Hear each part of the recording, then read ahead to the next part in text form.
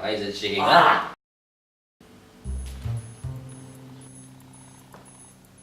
Are you sure this is gonna work, Lynette? Yes, Damien, I'm sure that will work on that piece. I can't believe the book you gave me is alive. Yes, I forgot to tell you that book always comes alive every November.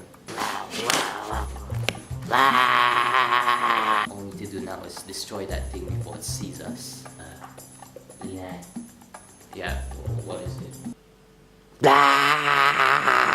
it, shoot it, shoot it. Oh my god. It's right there.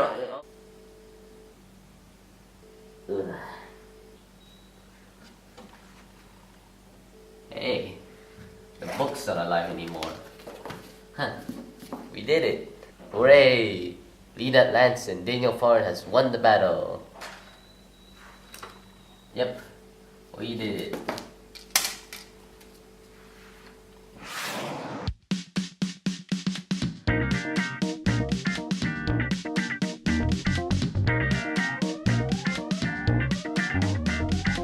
Hey guys and gals, it's me Super Rocket, and today we're gonna be reviewing Harry Potter and the Cursed Child.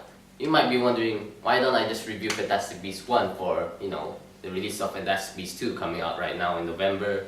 Well, I feel like it would be much more interesting if I review this instead. So yeah, just to take note, it's the special rehearsal edition script version. I don't know if there's any significance there, but I'm just pointing it out. I'm just reviewing this book. So I mean, the whole story in the book. I haven't seen like the stage play that there is, but yeah, we're just gonna be reviewing this book for today. So yeah, without further ado, let's get into it.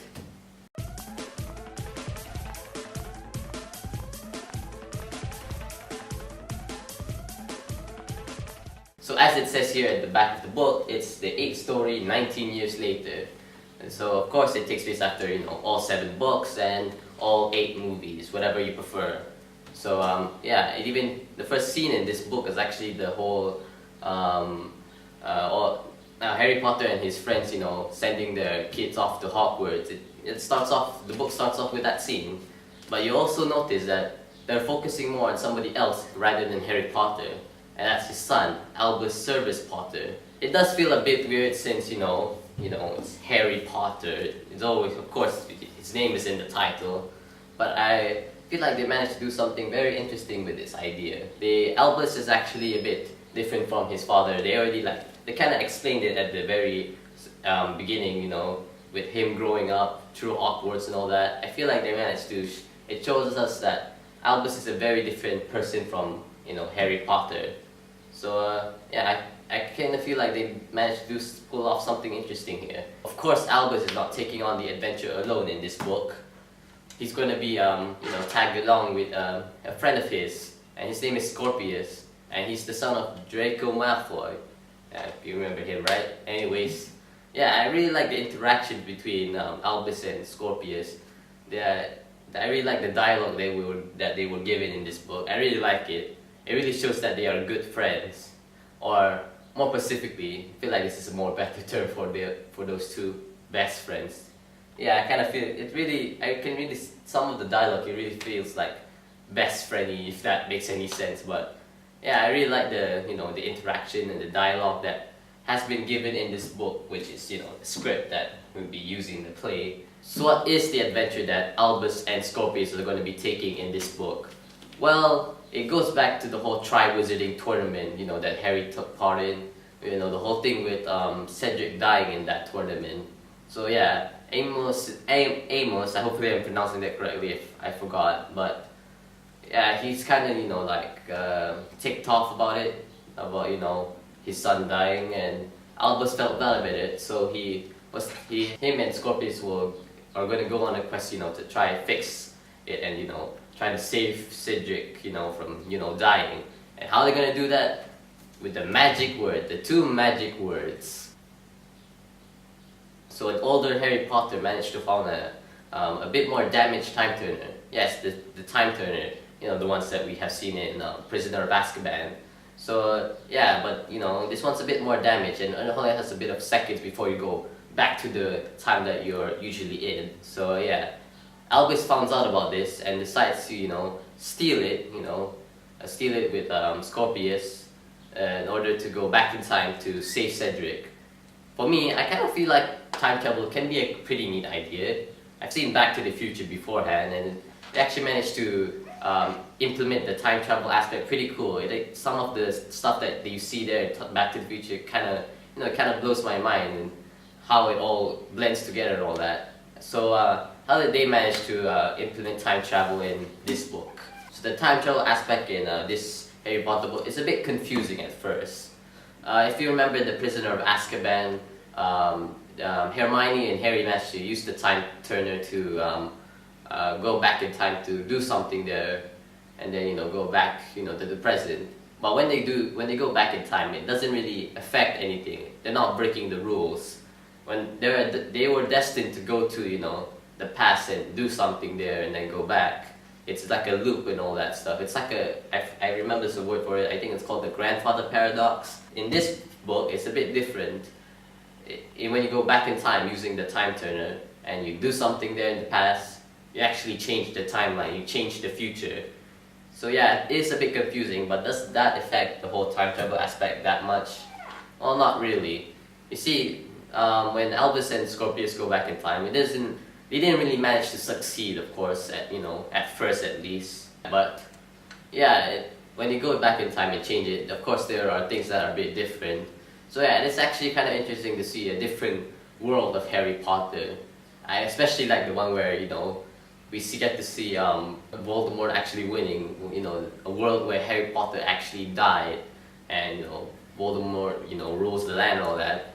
So yeah, it's actually pretty interesting. I really like to see, it's really interesting to see different worlds of Harry Potter if, things go differently. So yeah, I really like the whole idea that they decide to establish in this, and kind of links to the story as well. I really like how this whole story ended off, the whole big finale thing. So it all happens like this.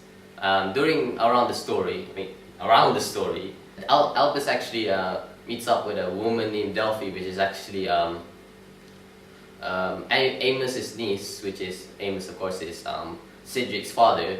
So yeah, they actually became good friends.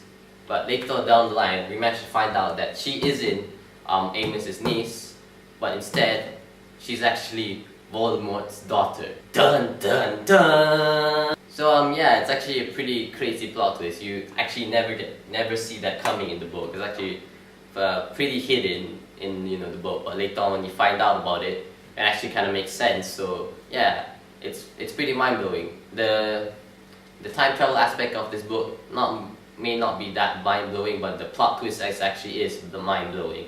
So yeah, I give them props for that.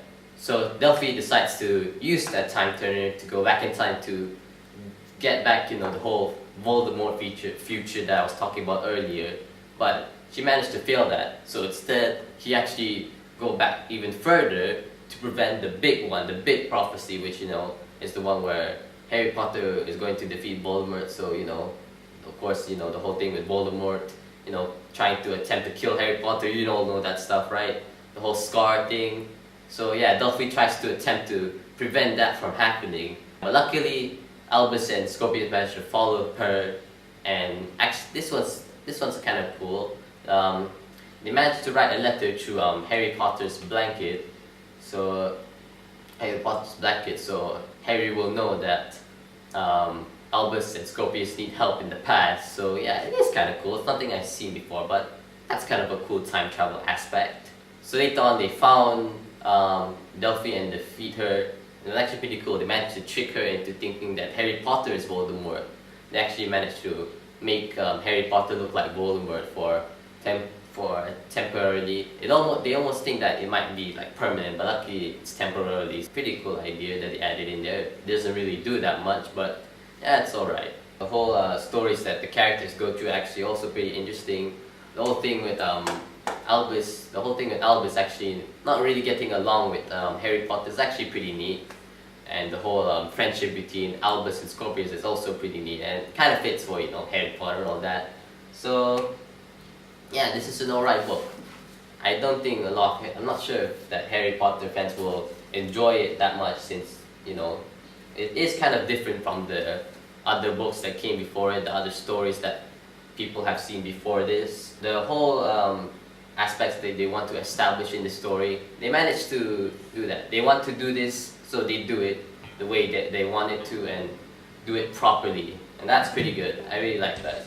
So that's all for the review. So with that said, alright guys and gals, thank you for watching this video. I hope you enjoyed it. So next up on the channel, we're going to be going to Wreck-It Ralph for Ralph Breaks the Internet. So I'll see you guys again soon. Rock it on!